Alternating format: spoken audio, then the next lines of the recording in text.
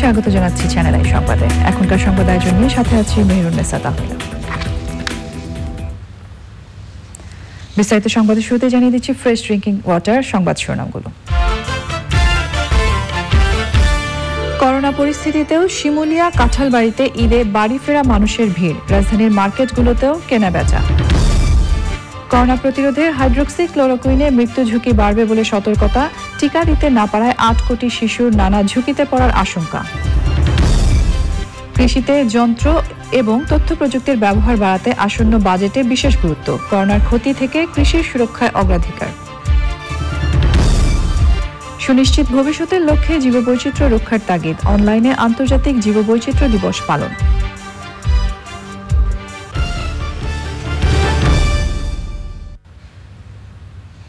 এছাড়াও Incepta hats off to the ফ্রন্টলাইনার্সে থাকছে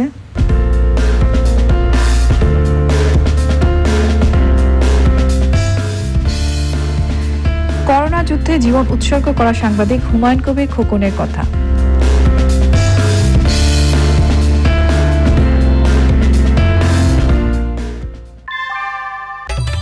ঘরের চালের স্থায়ী সমাধান আনোয়ার সিমেন্ট শীট, সব সিজনেই ফিট। সংবাদ শিরোনামগুলো জানাচ্ছিলাম। এখনকার এই সংবাদ আয়োজন একই সঙ্গে চ্যানেল আই অনলাইনের লাইভ টিভি এবং চ্যানেল আই অনলাইনের ভেরিফাইড ফেসবুক পেজেও সরাসরি প্রচারিত হচ্ছে। এবার যাচ্ছে বিস্তারিত প্রসঙ্গে।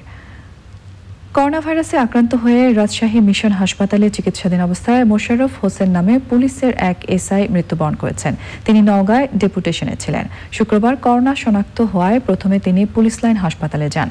সেখান থেকে তাকে মিশন হাসপাতালে আইসোলেশনে পাঠানো হয়। মোশাররফ হোসেন রাজশাহী মহানগরীর চণ্ডীপুর এলাকার সুফিয়ানের মোড়ে ভাড়া থাকতেন। তাকে গ্রামের বাড়ি পাবনার সুজানগরের নুরুদ্দিনপুর গ্রামে দাফন করা হবে। করোনা ভাইরাসে আক্রান্ত হয়ে এ নিয়ে পুলিশের 12 জন সদস্য মৃত্যুবরণ করেছেন। রাজশাহী আরআরএফে কর্মরত সাব ইন্সপেক্টর মোহাম্মদ মোশাররফ হোসেন দেশ ও মানুষের সুরক্ষা নিশ্চিত করতে গিয়ে করোনায় আক্রান্ত হয়ে গত রাতে চিকিৎসাধীন অবস্থায় মৃত্যুবরণ করেন। তার এই অকাল মৃত্যুতে আমরা গভীরভাবে শোকাহত। এই মহিমান্বিত মৃত্যু তাকে অমর করেছে। তার শোকসন্তপ্ত পরিবারের প্রতি আমরা শ্রদ্ধা জ্ঞাপন এবং সমবেদনা জ্ঞাপন করছি। তাকে নিয়ে এ পর্যন্ত মোট 12 জন বীর দেশপ্রেমিক পুলিশ সদস্য দেশ ও মানুষের জন্য আত্মাহুতি দিলেন। করোনা ভাইরাসে আক্রান্ত হয়ে স্বামীর মৃত্যুর পর নিজেও আক্রান্ত হন নারায়ণগঞ্জের সোনারগাঁওয়ের রোজিনা রহমান। 17 দিন লড়াই করে সুস্থ হয়েছেন তিনি। 19 দিন হাসপাতালে চিকিৎসা নিয়ে সুস্থ হয়েছেন সাংবাদিক খলিলুর রহমান। দুজনই বলেছেন, ভয় না পেয়ে স্বাস্থ্যবিধি মেনে ঘরোয়া চিকিৎসাতে করোনা ভাইরাস মোকাবেলা করা সম্ভব। আক্তার হোসেনের রিপোর্ট। নারায়ণগঞ্জের সোনারগাঁয়ে করোনা ভাইরাসে প্রথম মৃত্যু হয় গার্মেন্টস কর্মকর্তা আব্দুর রহিমের। স্বামীর মৃত্যুর পর পরীক্ষায় জানতে পারেন স্ত্রী রোজিনা নিজেও করোনা পজিটিভ। শোকের মধ্যে এমন খবরে ভেঙে পড়েন তিনি। তবে মানসিক শক্তি নিয়ে নিয়ম মেনে ঘরোয়া চিকিৎসায় সুস্থ হন রোজিনা। 19 তারিখ রাত্রে উনি আমাদেরকে ছেড়ে চলে যায়। 2 দিন পর জানতে পারি আমি করোনায় আক্রান্ত। প্যারাসিটামল জাতীয় ওষুধ আর গরম পানি খেয়ে আমি সুস্থ হয়ে যাই। করোনা আক্রান্তদের চিকিৎসা ও সার্বিক সহযোগিতায় তৎপর স্থানীয় প্রশাসন ও স্বেচ্ছাসেবীরা। আমরা প্রত্যেকটি করোনা রোগীর বাসায় বাসায় গিয়েছি এবং তাদেরকে আমরা সাহস যোগাবার চেষ্টা করেছি। এর মধ্যে যারা দুস্থ আছে তাদেরকে আমরা ভিটামিন সি যুক্ত খাবার এবং মাননীয় প্রধানমন্ত্রীর যে শুভেচ্ছা উপহার মানবিক সহায়তা সেটি আমরা পৌঁছে দিয়েছি। ভীত হয়ে না পড়ে ডাক্তারি পরামর্শ মেনে চলুন, আইসোলেশনটা মেনটেন করুন এবং পরিবারের সদস্য যারা আছেন আপনারাও করোনা পজিটিভ রোগীকে সাহস দিন, তাহলেই আমরা এই লড়াইয়ে এই যুদ্ধে জয়ী হতে পারব। পেশাগত দায়িত্ব পালন করতে গিয়ে করোনা ভাইরাসে আক্রান্ত হন সাংবাদিক খলিলুর রহমান। ঢাকার মুগদা জেনারেল হাসপাতালে 19 দিন চিকিৎসা নিয়ে সুস্থ হন তিনি। বর্তমানে নিজ বাড়িতে কোয়ারেন্টিনে থাকা খলিল জানান, পরিবারের সহমর্মিতা ও ভালোবাসা দিয়ে এই সংকট জয় করা যায়। প্রথম 5-6 দিন খুবই অবস্থা খারাপ ছিল। যখনই অবস্থা খারাপ হইতো তখনই নবল ভাইকে বাবা মাকে ফোন দিতাম, আর পারতেছি না এই অবস্থা। তো তখনই ওরা আমাকে বিভিন্নভাবে মনোবল চাঙ্গা করার জন্য সান্ত্বনা দিত। গরম পানি খাই আর টাইম মতন ঔষধ খাই। করোনা কোনো রোগের নাম নয়, করোনা একটা আতঙ্কের নাম। এই আতঙ্ক দূর হলেই আমরা করোনা মুক্ত হব বলে আমি বিশ্বাস করি। করোনা থেকে সুস্থ হওয়ারা বলছেন, নিয়মিত গরম পানি পান ও ভাপ নেওয়া, আদালেবুর চা ও শরবত সহ স্বাস্থ্যকর ও পুষ্টিকর খাবার গ্রহণ এবং সাধারণ ওষুধেই করোনা ভাইরাস দূর হয়। তাই করোনাকে ঘিরে আতঙ্কিত না হওয়ার পরামর্শ দিয়েছেন তারা। Akhtar Hossain, Channel i, Dhaka. Corona virus সংক্রমণের তীব্র ঝুঁকির মধ্যেও ঈদের জন্য রাজধানী ছাড়ছেন অনেক মানুষ। গণপরিবহন বন্ধ থাকায় বিকল্প নানা উপায়ে গ্রামের বাড়ি যাচ্ছেন তারা। শিমুলিয়া, কাঁঠালবাড়ি, নৌরুটে মানুষের প্রচণ্ড ভিড়। রাজধানীর মার্কেটগুলোতেও ঈদের কেনাকাটা করতে যাচ্ছেন অনেকে। সৌমিক আহমেদের রিপোর্ট। ঈদে গ্রামের বাড়ি যেতে রাজধানী ছাড়ছেন বিভিন্ন শ্রেণীর মানুষ। গণপরিবহন না থাকায় বেশি ভাড়ায় প্রাইভেট কার, মাইক্রোবাস, সিএনজি চালিত অটোরিকশা, রিকশা ও ভ্যানে যে যেভাবে পারছেন বাড়ির উদ্দেশ্যে রওনা হয়েছেন। সিকিউরিটি চাকরি করি, কিন্তু যেখানে থাকি এক ব্রাকে একটা রুমে বড় 30-35 জন থাকি, কিন্তু খুব রিস্ক হয়ে যায়। সেজন্য বাড়ি যাচ্ছি আমি। এখন স্যারক বলেছি ছুটি দিলে ছুটি, যদি অ্যাবসেন্ট দেয় অ্যাবসেন্ট। ভাইয়া আমরা চাকরি করি, ভোট মিলে চাকরি করি। এখন মনে হয় ঈদ সম্পর্কে বাড়ি যাচ্ছি, বাসা সিরাজগঞ্জ। আর এর মধ্যে গরিব মানুষ অভাবের সংসার বোঝেন না, কাজ করতেই হবে, তাহলে তো মনে করেন যে আমাদের পেটে ভাত যায় না। ভাইয়া যে ছুটি পাইছি, বন্ধ পাইছি, যে বাড়ি ঈদ কোনো বাড়ির মধ্যে এর লেগে ছুটি যাইতেছি, বাপ মা আছে, এটাই লাগে। ভিড় কমাতে ও সামাজিক দূরত্ব নিশ্চিত করতে টার্মিনালগুলোতে কিছু সময় পর পর তৎপরতা চালাতে দেখা গেছে আইন শৃঙ্খলা রক্ষাকারী বাহিনীকে। এখন পরিস্থিতিটা অনেকটা স্বাভাবিক, গাড়ি ঘোড়া অনেক চাপ কম, কিন্তু তারপরে এখানে যেহেতু এক্সিট পয়েন্ট, এখানে সবসময় মানুষের ভিড় করে। আমরা কিছুক্ষণ পর এসে সব গাড়ি ঘোড়া সরাই দিতেছি, যাতে সামাজিক দূরত্বটা নিশ্চিত করা যায়। দক্ষিণবঙ্গের জেলাগুলোতে যেতে শিমুলিয়া, কাঁঠালবাড়ি, নৌরুটে মানুষের ভিড়। 14টি ফেরিতে ছোট বড় ব্যক্তিগত গাড়ি এবং যাত্রীরা নির্বিঘ্নে পার হচ্ছেন। করোনা ভাইরাস সংক্রমণ পরিস্থিতিতেও নগরবাসীর ঈদ কেনাকাটা চলছেই। যখন কাস্টমার ইন করছে তখন আমরা হ্যান্ড স্যানিটাইজার দিয়ে তাদের হাত পরিষ্কার করে দিচ্ছি। হ্যাঁ, তারপর আমাদের ব্লিচিং পাউডার আছে, যেটা আমাদের ইয়েতে দেয়া থাকে, ছালা বা চটে দেয়া থাকে, সেটা দিয়ে আমরা জুতাটা পরিষ্কার করে নিচ্ছে। হ্যাঁ, তারপর আমরা কাস্টমারের টেম্পারেচার, শরীর টেম্পারেচার কত আছে সেটা আমরা দেখে তারপর কাস্টমারকে ইন করতে দিচ্ছি। কেনাকাটার অনেক ক্ষেত্রেই সামাজিক দূরত্বের বালাই নেই। ফুটপাতেও বসেছে দোকান। সাহায্যের আশায় নগরীর পথে পথে বসে আছেন নিম্ন আয়ের মানুষ। Soumik Ahmed, channel i, Dhaka. Corona ভাইরাসের চিকিৎসায় হাইড্রোক্সিক্লোরোকুইন ব্যবহারে মৃত্যু ঝুঁকি বাড়বে বলে জানিয়েছে চিকিৎসা জার্নাল দ্য ল্যান্সেট। করোনা সংক্রমণ পরিস্থিতিতে বিশ্ব স্বাস্থ্য সংস্থা আশঙ্কা করছে সময়মতো টিকা দিতে না পারায় বিশ্বের 8 কোটি শিশু পোলিও সহ বিভিন্ন রোগের ঝুঁকিতে পড়তে পারে। বিশ্বের করোনা পরিস্থিতি নিয়ে রিপোর্ট করছেন সাবরিনা হাসান। 96,000 করোনা রোগীর ওপর চালানো গবেষণা প্রতিবেদন প্রকাশ করে চিকিৎসা জার্নাল দ্য ল্যান্সেট জানিয়েছে, ম্যালেরিয়ার প্রতিষেধক হাইড্রক্সিক্লোরোকুইন ও ক্লোরোকুইন মানবদেহের ভালোর চাইতে ক্ষতি বেশি করে। করোনা ভাইরাসে আক্রান্ত রোগীর ক্ষেত্রে এটি মৃত্যু ঝুঁকি বা অন্য অসুস্থতা বাড়িয়ে দেবে। এর আগে মার্কিন প্রেসিডেন্ট ডোনাল্ড ট্রাম্প জানান তিনি এ ওষুধ সেবন করেন।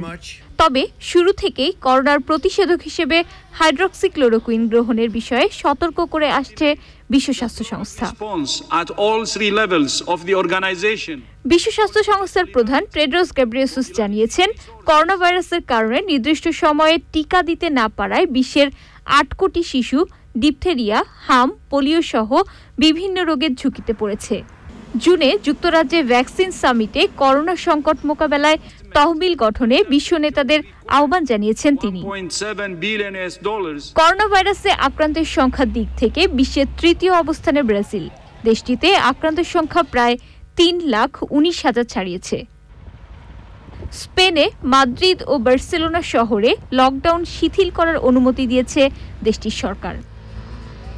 Sabrina Hasan, channel I. দেশে মহামারী করোনা ভাইরাসের সংক্রমণ বাড়ছেই। নারায়ণগঞ্জ, গাজীপুর, লক্ষ্মীপুর, রাঙামাটি সহ বিভিন্ন জেলায় নতুন সংক্রমণ ও মৃত্যুর খবর পাওয়া গেছে। সংক্রমণের মধ্যে বিভিন্ন জায়গা, শপিং মল, মার্কেট ও দোকানে ভিড় বেড়েছে। করোনা ভাইরাসের সারা দেশের খবর নিয়ে আক্তার হোসেনের রিপোর্ট। করোনা ভাইরাসের হটস্পট হিসেবে খ্যাত নারায়ণগঞ্জে গত 24 ঘন্টায় একজনের মৃত্যু এবং আরও 54 জন আক্রান্ত হয়েছে। এর মধ্যেই মার্কেট ও শপিং মলে ভিড় বেড়েছে ক্রেতাদের। গাজীপুরে গত 24 ঘন্টায় 43 জন নতুন সংক্রমণের খবর জানিয়েছে জেলা সিভিল সার্জন। এ নিয়ে জেলায় মোট আক্রান্ত 761 জন। লক্ষ্মীপুরে শনিবার সকাল পর্যন্ত মোট আক্রান্ত 136 জন। গত 24 ঘন্টায় নতুন করে আরও 3 জনের করোনা ভাইরাস শনাক্ত হয়েছে। নোয়াখালীতে একদিনে সর্বোচ্চ 77 জনের করোনা ভাইরাস শনাক্ত হয়েছে। এ নিয়ে জেলায় করোনা আক্রান্তের সংখ্যা 352 জন। মৃত্যু হয়েছে 5 জনের। রাজশাহী খ্রিস্টিয়ান মিশন হাসপাতালে চিকিৎসাধীন অবস্থায় মোশাররফ হোসেন নামের এক এসআইয়ের মৃত্যু হয়েছে। তিনি ডেপুটেশনে নওগাঁয় কর্মরত ছিলেন। Akhtar Hossain, Channel i. Corona ভাইরাসের কারণে লকডাউনে মানুষের মানসিক স্বাস্থ্য ভালো রাখতে দেশে দেশে নানা চেষ্টা চলছে। যুক্তরাষ্ট্রের নিউ ইয়র্কে বয়স্কদের মন ভালো রাখতে অনলাইন কমেডি ক্লাস চালু হয়েছে। সপ্তাহে একটি দিন প্রাণ খুলে হাসতে পারছেন তারা। রিপোর্ট করছেন সাবরিনা হাসান। কোভিড-19 আক্রান্ত হওয়ার বেশি ঝুঁকিতে বয়স্করা, আর লকডাউনে একাকিত্ব এই ঝুঁকি আরো বাড়িয়ে দিচ্ছে। পশ্চিমা বিশ্বে অনেক বয়স্ক ব্যক্তি আছেন যারা বছরের পর বছর একাই থাকছেন, আর লকডাউনে ঘরবন্দি থাকায় বিষণ্ণতা তাদের আরো বেশি ঘিরে ধরছে। এমন মানুষদের একটু ভালো রাখতে নিউ ইয়র্কে চালু হয়েছে অনলাইন কমেডি ক্লাস। অনলাইনে কমেডি ক্লাস নিচ্ছেন 33 বছর বয়সী টেলিভিশন উপস্থাপক, লেখক ও পেশাদার কমেডিয়ান জো ফায়ারস্টোন। বয়স্ক নাগরিকদের মানসিক সুস্থতার কথা চিন্তা করে নিজ উদ্যোগে অনলাইন ক্লাস চালুর কথা জানান তিনি। বর্তমানে আমরা সবাই একটি কঠিন সময়ের মধ্য দিয়ে যাচ্ছি। আমাদেরই আশপাশে একাকী জীবনযাপন করা কিছু মানুষ কথা বলার মতো কাউকে খুঁজে পান না।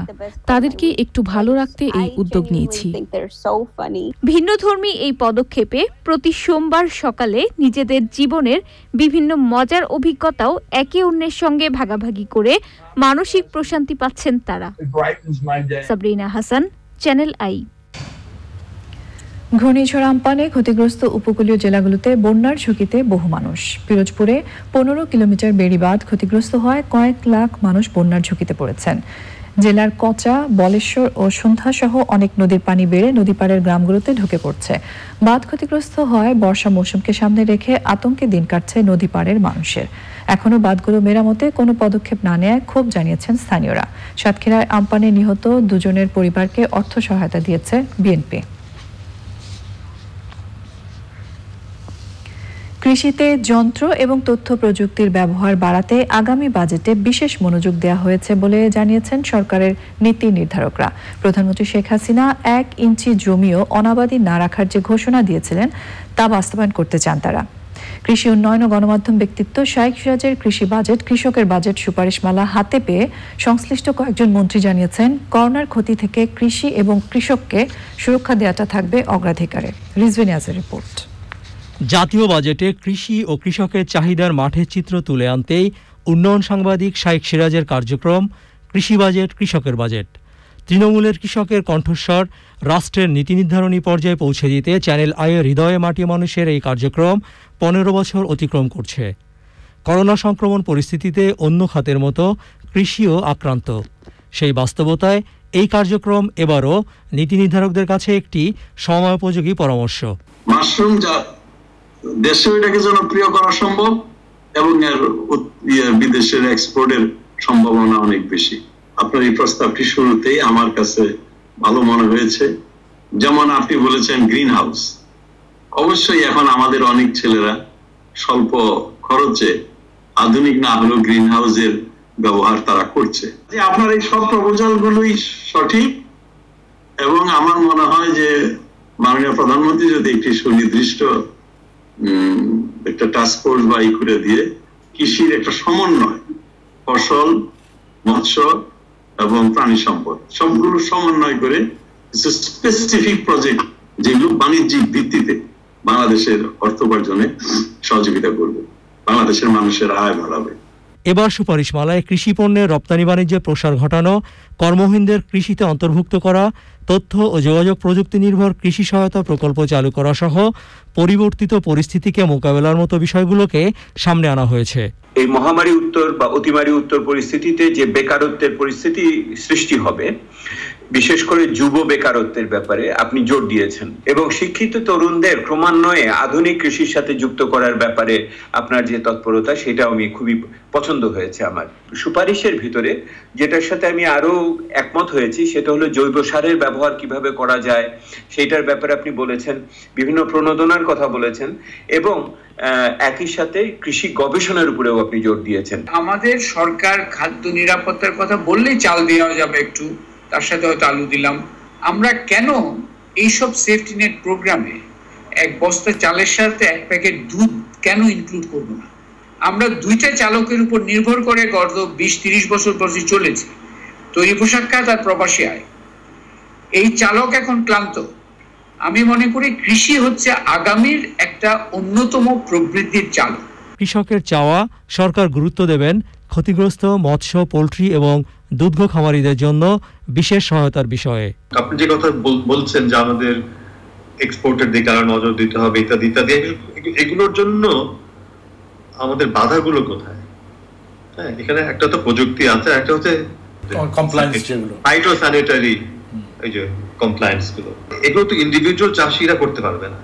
এখানে বিনিয়োগ লাগবে এবং এটা কে করবে, কিভাবে করবে, এই জিনিসগুলো আসা দরকার। আমার সার্বিকভাবে যদি কৃষিকে এই যোগানটা দিতে হয়। বরাবরই কৃষি বাজেট, কৃষকের বাজেট সুপারিশমালা অর্থমন্ত্রীর হাতে দেওয়া হয়। তবে এবার করোনার কারণে কৃষকের চাওয়া পাওয়াগুলো অনলাইনে অর্থ মন্ত্রণালয়ের ওয়েবসাইটে জমা দেওয়া হয়েছে। বাজেট তৈরিতে এবার অর্থনীতিবিদ, এনজিও সহ দেশের নাগরিকদের মতামত, পরামর্শ www.mof.gov.bd এই ঠিকানায় দেওয়ার অনুরোধ জানিয়েছেন অর্থমন্ত্রী আ.হ.ম মুস্তফা কামাল। রিজভিন আওয়াজ, চ্যানেল আই, ঢাকা। পরিবেশ, বন ও জলবায়ু পরিবর্তন বিষয়ক মন্ত্রী শাহাবুদ্দিন বলেছেন, সুন্দরবনকে রক্ষা করা গেলে জীববৈচিত্র্য ও দুর্যোগ থেকে দেশ রক্ষা পাবে। আন্তর্জাতিক জীববৈচিত্র্য দিবসে ভিডিও কনফারেন্সে ভবিষ্যৎ সুনিশ্চিত করতে জীববৈচিত্র্য রক্ষার তাগিদ দেন বক্তারা। সৌমিক আহমেদের রিপোর্ট। করোনা ভাইরাসের কারণে এবারের আন্তর্জাতিক জীববৈচিত্র্য দিবসে বন বিভাগের অনলাইন আলোচনা। এবারের প্রতিপাদ্য, প্রকৃতিতেই রয়েছে আমাদের সমাধান। বাংলাদেশ কিন্তু পরিযায়ী পাখি এবং সামুদ্রিক প্রাণীর জন্য যথেষ্ট গুরুত্বপূর্ণ। বিশেষজ্ঞদের প্রবন্ধ উপস্থাপনের পর আলোচনায় জীববৈচিত্র্য রক্ষায় আইন প্রণয়ন, অবৈধ স্থাপনা বন্ধ, সচেতনতা, সংকট ও সম্ভাবনার বিষয় উঠে আসে। আমার সেই রিভার ইকোসিস্টেম, সেই ফরেস্ট ইকোসিস্টেম, সে ফনাল ইকোসিস্টেম বা ফ্লোরার ইকোসিস্টেম জানেন, সে মাউন্টেন ইকোসিস্টেম, সবকিছুই কিন্তু খুব রিচ বাংলাদেশে। তো আমাদের এগুলোই ভিতরে থাকা সত্ত্বেও আমরা কতগুলো চ্যালেঞ্জের সম্মুখীন হয়ে যাচ্ছি। প্রাইভেট সেক্টর ইজ আমাদের একটা সংরক্ষণ, মানে আমাদের এই হয়তো এই একটা সাংঘর্ষিক অবস্থায় আছে এই কনজারভেশনের ক্ষেত্রে। তাদেরকে কি করে পার্টনার করা যায়? বনাঞ্চল, জলভূমি, নদী রক্ষার জন্য আমাদের সচেষ্ট হতে হবে। প্লাস্টিক সহ সব দূষণ নিরসন করতে হবে।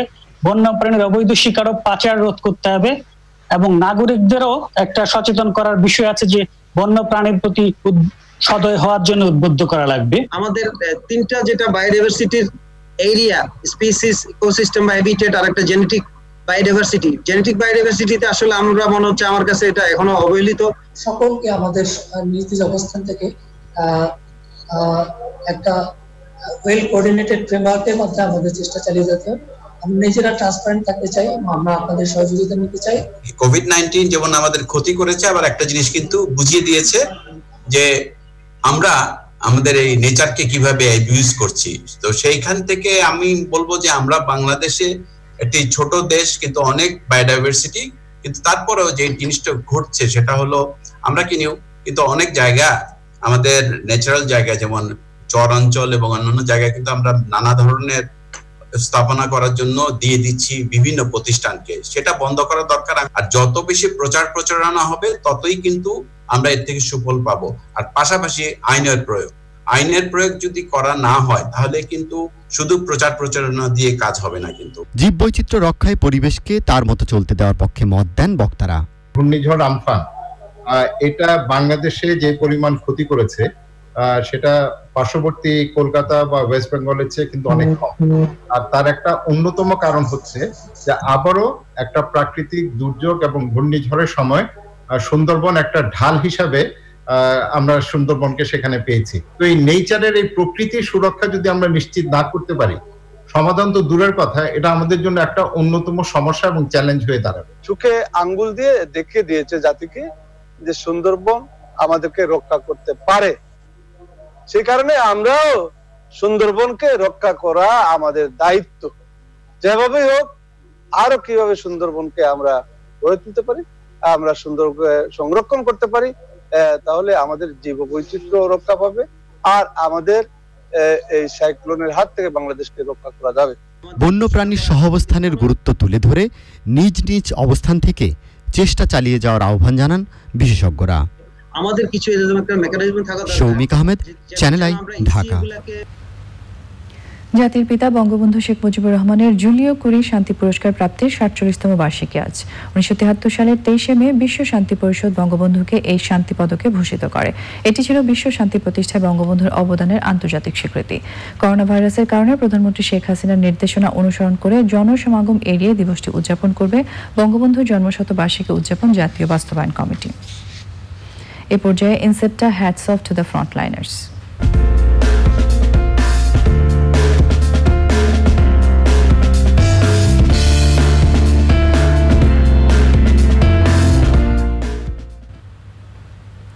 করোনা পরিস্থিতির কারণে সরকার ঘোষিত সাধারণ ছুটিতে অন্যরা ঘরে থাকলেও পুলিশ এবং চিকিৎসকের পাশাপাশি গণমাধ্যম কর্মীদেরও মাঠে কাজ করতে হচ্ছে। কাজ করতে গিয়েই করোনা ভাইরাসে আক্রান্ত হয়ে জীবন দিয়েছেন সিনিয়র সাংবাদিক হুমায়ুন কবির খোকন। দেশের মানুষের জন্য কাজ পাগল মানুষটিকে শ্রদ্ধা ভরে স্মরণ করছেন সবাই। আরও জানাচ্ছেন মোরসালিন বাবলা। পড়ালেখা শেষে ৮০ দশকের শেষ ভাগে সাংবাদিকতাকে পেশা হিসেবে বেছে নেন হুমায়ুন কবির খোকন। মানব জমিন, আমাদের সময়, আমাদের নতুন সময় সহ নানা পত্রিকায় কাজ করেছেন তিনি।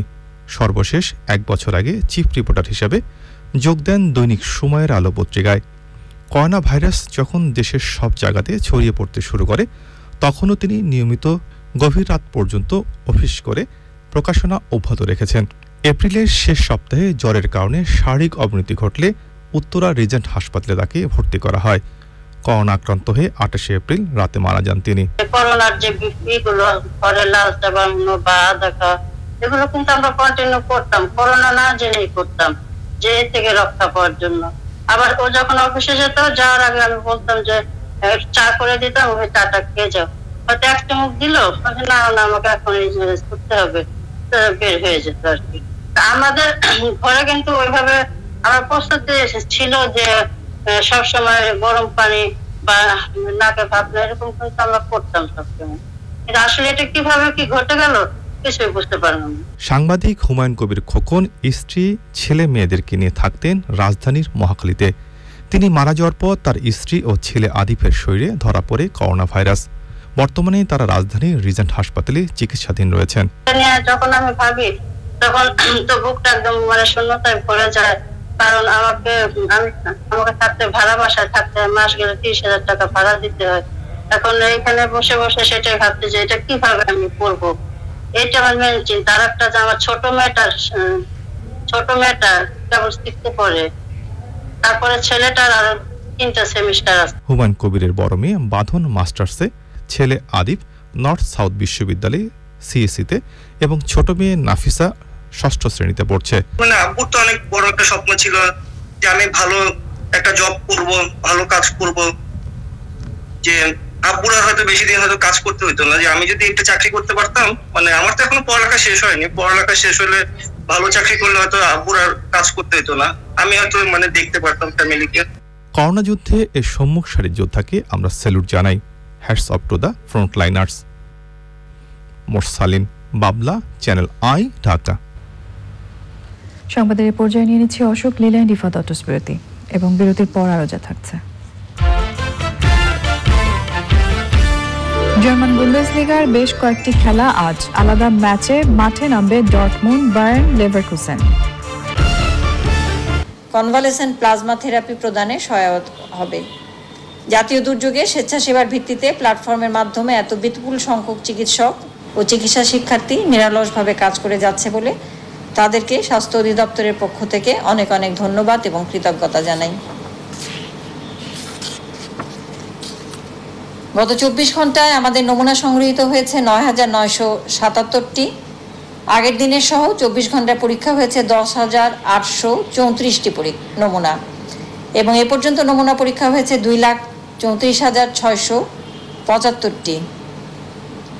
যা নমুনা পরীক্ষা হয়েছে তাতে গত 24 ঘন্টায় শনাক্ত হয়েছে 1,873 জনকে এবং এ পর্যন্ত 32,078 জন শনাক্ত হয়েছে। 24 ঘন্টায় মৃত্যুবরণ করেছেন 20 জন এবং এ পর্যন্ত 452 জন। সুস্থ হয়েছেন 24 ঘন্টায় 296 জন এবং এ পর্যন্ত 6,486 জন। শনাক্ত বিবেচনায় সুস্থতার হার 20.22% এবং মৃত্যুর হার 1.41%। মৃত্যুর বিশ্লেষণে 20 জনের মধ্যে 16 জন পুরুষ, 4 জন নারী। বয়স বিশ্লেষণে 21 থেকে 30 বছরের মধ্যে 2 জন, 31 থেকে 40 3 জন, 41 থেকে 50 3 জন, 51 থেকে 60 8 জন, 61 থেকে 70 3 জন এবং 71 থেকে 80 1 জন। স্থানভেদের বিশ্লেষণে ঢাকা ডিভিশনের মধ্যে 4 জন, চট্টগ্রামে 8 জন, রংপুর 2 জন, ময়মনসিংহে 2 জন, রাজশাহীতে 2 জন, সিলেটে 1 জন এবং খুলনায় 1 জন। 15 জন হসপিটালে মৃত্যুবরণ করেছেন, 4 জন বাড়িতে মৃত্যুবরণ করেছেন এবং 1 জন মৃত অবস্থায় হাসপাতালে এসেছেন। 24 ঘন্টায় নতুন করে আইসোলেশনে 286 জন, আবার বলছি 286 জন, ছাড় পেয়েছেন 41 জন। বর্তমানে আইসোলেশনে আছেন 4,305 জন, এ পর্যন্ত ছাড় পেয়েছেন 2,069 জন। মোট আইসোলেশন শয্যা 13,284টি। এছাড়াও প্রস্তুতি পর্বে আছে আরও 700টি শয্যা। ঢাকা মহানগরীতে 7,250টি, ঢাকা সিটির বাইরে বিভিন্ন হাসপাতালে 6,034টি। এই সকল হাসপাতালে আইসিইউ সংখ্যা 399টি এবং ডায়ালাইসিস ইউনিট 106টি। 24 ঘন্টায় কোয়ারেন্টাইনে 2,322 জন, ছাড় পেয়েছেন 2,088 জন। এ পর্যন্ত কোয়ারেন্টাইনে 2,60,416 জন এবং এ পর্যন্ত ছাড় পেয়েছেন 2,05,259 জন। বর্তমানে কোয়ারেন্টাইনে আছেন 55,157 জন। সারা দেশের 64 জেলার সকল উপজেলা ও জেলা পর্যায়ে প্রাতিষ্ঠানিক কোয়ারেন্টাইনের জন্য প্রস্তুত করা আছে 626টি প্রতিষ্ঠান এবং এর মাধ্যমে তাৎক্ষণিকভাবে কোয়ারেন্টাইন সেবা প্রদান করা যায় 31,840 জনকে। ব্যক্তিগত সুরক্ষা সামগ্রী এ পর্যন্ত সংগ্রহ আছে 24,06,427টি, বিতরণ হয়েছে 20,61,032টি এবং বর্তমানে মজুদ আছে 3,45,995টি। গত 24 ঘন্টায় নতুন করে কোনো সংগ্রহ বা বিতরণ হয় নাই। হটলাইনে ফোন কল গ্রহণ করা হয়েছে গত 24 ঘন্টায় 2,17,283টি এবং এ পর্যন্ত 72,84,995টি ফোন কল গ্রহণ করা হয়েছে। অনলাইন প্ল্যাটফর্ম মুক্তপাঠে হটলাইন সেবা দেওয়ার জন্য প্রশিক্ষণপ্রাপ্ত চিকিৎসক 16,144 জন এবং গত 24 ঘন্টায় এই সংখ্যা বেড়েছে আরও 21 জন। স্বেচ্ছাভিত্তিতে সেবা দিয়ে যাচ্ছেন 4,215 জন চিকিৎসক এবং গত 24 ঘন্টায় বেড়েছে 3 জন, যাদের কথা আমি এই তথ্য তুলে ধরার পূর্বেই উল্লেখ করেছিলাম। তাদেরকে আবারও ধন্যবাদ। গত 24 ঘন্টায় বিমানবন্দরে স্ক্রিনিং হয়েছে 804 জন, স্থলবন্দরে 352 জন, সমুদ্র বন্দরে 214 জন, সর্বমোট 1,370 জন এবং এ পর্যন্ত স্ক্রিনিং হয়েছে বিমানবন্দর, স্থলবন্দর, সমুদ্র বন্দর এবং ক্যান্টনমেন্ট রেল স্টেশন সহ 6,94,675 জন। এই ছিল বাংলাদেশের তথ্য। দক্ষিণ পূর্ব এশিয়ায় গত 24 ঘন্টা শনাক্ত হয়েছে 8,934 জন, এ পর্যন্ত 1,73,159 জন। মৃত্যুবরণ করেছেন 207 জন 24 ঘন্টা এবং এ পর্যন্ত 5,347 জন। বিশ্ব পরিস্থিতি 24 ঘন্টা শনাক্ত হয়েছে 1,284 জন এবং এ পর্যন্ত 49,93,470 জন। মৃত্যুবরণ করেছেন 4,482 জন 24 ঘন্টায় এবং এ পর্যন্ত 3,27,738 জন। দক্ষিণ পূর্ব এশিয়া এবং বিশ্ব পরিস্থিতি আমরা বিশ্ব স্বাস্থ্য সংস্থার সিচুয়েশন রিপোর্ট 22 মে 2020 থেকে সংগ্রহ করেছি। এই ছিল আমাদের হাতে তথ্য। শেষ করব, তবে আবারও বলবো আপনারা সচেতন থাকুন, সতর্ক থাকুন, নিজেকে সুরক্ষিত থাকুন। সবাই ভালো থাকবেন। আসসালামু আলাইকুম। এ পর্যায়ে আমরা আবারও নিয়ে নিচ্ছি বিরতি। নতুন ঋণ এর ঝরঝরে পাউডার। স্বাগত জানাচ্ছি চ্যানেল আই সংবাদে। সারা দেশে করোনা ভাইরাসের কারণে কর্মহীন ও নিম্ন আয়ের মানুষকে ব্যক্তি ও প্রাতিষ্ঠানিক উদ্যোগে খাদ্য ও অর্থ সহায়তা দেওয়া হচ্ছে। ত্রাণ তৎপরতা নিয়ে প্রতিনিধিদের পাঠানো তথ্য ছবিতে আক্তার হোসেনের রিপোর্ট। সাবেক খাদ্যমন্ত্রী কামরুল ইসলামের উদ্যোগে কামরাঙ্গীরচরে 1000-এরও বেশি মানুষকে ঈদ সামগ্রী দেওয়া হয়েছে। ঢাকা দক্ষিণ সিটির 57 নং ওয়ার্ড কাউন্সিলর সাইদুল ইসলাম মাতবর এসব উপহার তুলে দেন। করোনা ভাইরাসের কারণে ক্ষতিগ্রস্ত প্রায় 3000 পরিবারকে ঈদ সামগ্রী দিয়েছে প্রথম অক্ষর ফাউন্ডেশন। রাজধানীর বিভিন্ন স্থানে এসব ঈদ সামগ্রী দেওয়া হয়। দিনাজপুরে আমার চ্যানেল আই দর্শক ফোরামের উদ্যোগে কর্মহীন ও প্রতিবন্ধী মানুষের বাড়িতে ঈদ উপহার সামগ্রী দিয়েছে ট্রাই ফাউন্ডেশন। নেত্রকোনার দুর্গাপুরে কর্মহীন, দরিদ্র ও মধ্যবিত্ত পরিবারের মানুষকে নগদ টাকা ও ত্রাণ সামগ্রী দিয়েছেন আওয়ামী লীগ নেতা আলাল উদ্দিন আলাল। ভোলার চরফেশনে কর্মহীন ও দরিদ্র পরিবারে প্রধানমন্ত্রীর উপহার এবং ঘূর্ণিঝড় আমফানে নিহত 2 জনের পরিবারে অর্থ সহায়তা দিয়েছেন ভোলা 4 আসনের সংসদ সদস্য আব্দুল্লাহ আল ইসলাম জ্যাকব। নারায়ণগঞ্জের সোনারগাঁয়ে উপজেলা আওয়ামী লীগের যুগ্ম আহ্বায়ক ইঞ্জিনিয়ার মাসুদুর রহমান মাসুম দুস্থদের মৌসুমি ফল ও ঈদ সামগ্রী দিয়েছেন। Akhtar Hossain, Channel i. এবার রয়েছে নিটল টাটা কৃষি সংবাদ।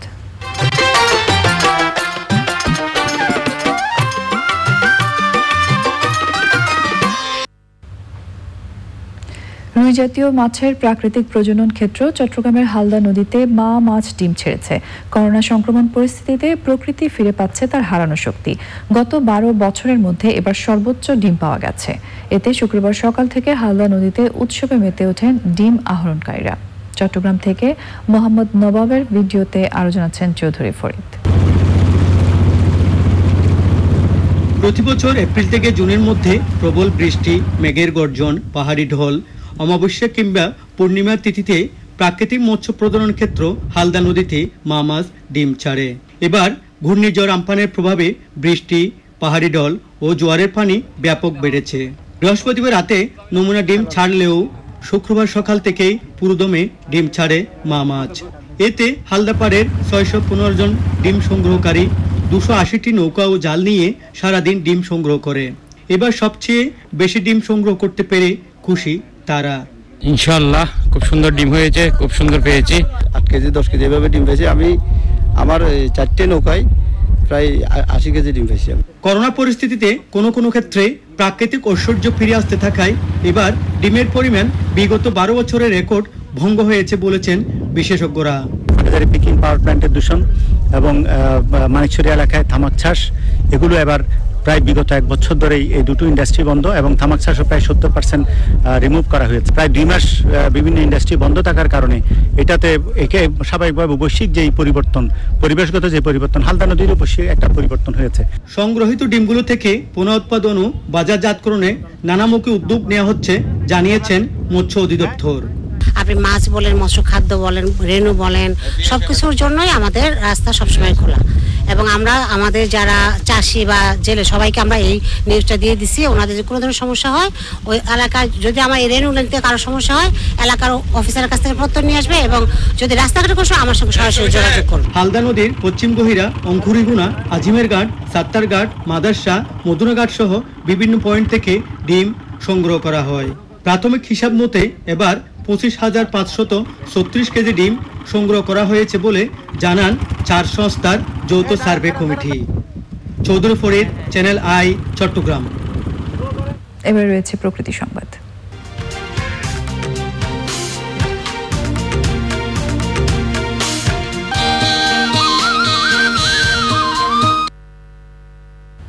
রংপুরের পীরগাছায় ঘাগট নদীর তীর থেকে অবৈধভাবে বালু উত্তোলনে হুমকির মুখে পড়েছে রক্ষাকারী বাঁধ ও আশেপাশের ঘরবাড়ি। নদীর গতিপথ ঠিক রাখতে অবিলম্বে বালু উত্তোলন বন্ধ সহ বালু দস্যুদের গ্রেফতার দাবিতে বিক্ষোভ করেছে এলাকাবাসী। এবারে খেলার খবর।